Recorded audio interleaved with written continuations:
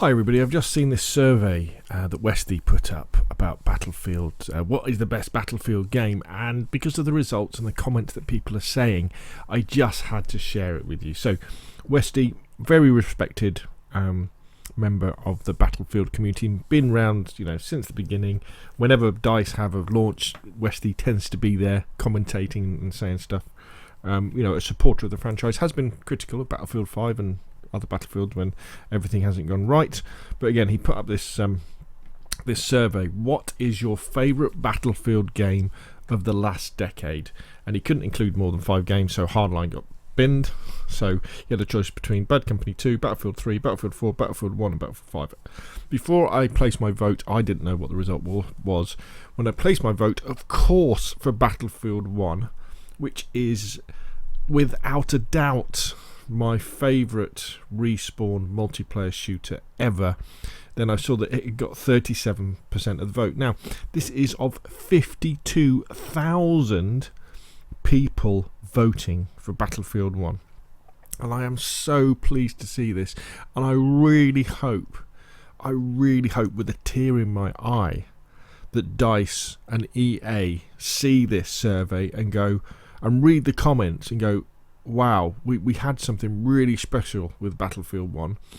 We took the amazing accomplishments of Battlefield 3 and Battlefield 4, and with Battlefield 1 we took on a difficult subject, World War 1, and we made this amazing game.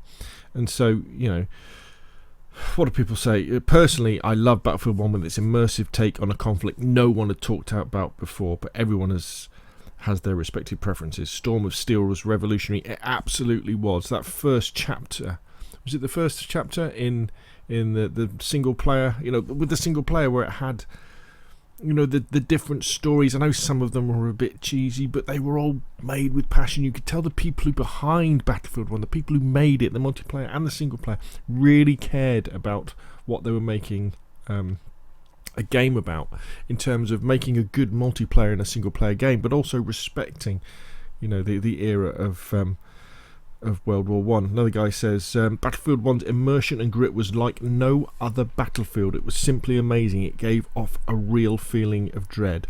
Battlefield 1 was the best because of the creativity of World War 1 setting, while keeping the core Battlefield gameplay and adding things like behemoths that made gameplay so epic. Can you remember the first time you saw a Zeppelin burn and then drop? The first time in the French DLC when you saw that massive tank coming across the battlefield. Another guy says Battlefield 1 was amazing no matter what Level Cap says. Absolutely. You find guys like Level Cap and Jack Frags, they all just go, oh yeah, Battlefield 3 or Battlefield 4 or Bad Company 2, but no, God. Battlefield 1 all day. So immersive, and that music just cements its position for me. Absolutely. When you play Battlefield 5, you see how hollow a lot of that game is compared to Battlefield 1. Here we go. What else have we got down there? Battlefield 1, legendary immersive experience. If Hardline were on the list, it would probably still be beating Battlefield 5, yep. And then Battlefield 1, still a legendary game. So DICE, EA, look at this, man. Look at this. Look at this. Survey, 52,000 people. Battlefield 1, the clear winner, 37%, which is absolutely amazing. So I'm going to leave you with the Battlefield 1 ending cutscene, one of the greatest cutscenes from any game ever. And you get this, I think when you finish the single player campaign you get to watch this, but it applies to the multiplayer as well.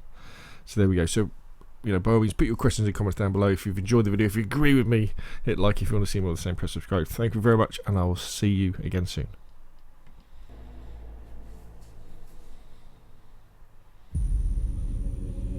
One day, all this will be over.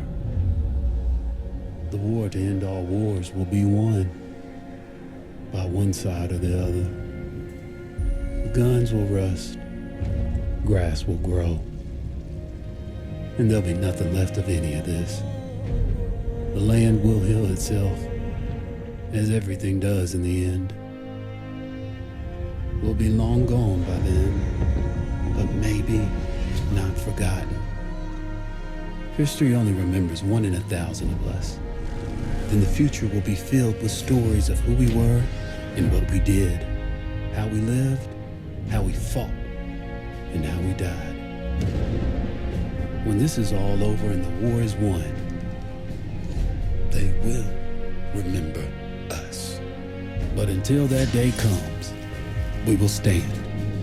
We will look death in the eye, and we will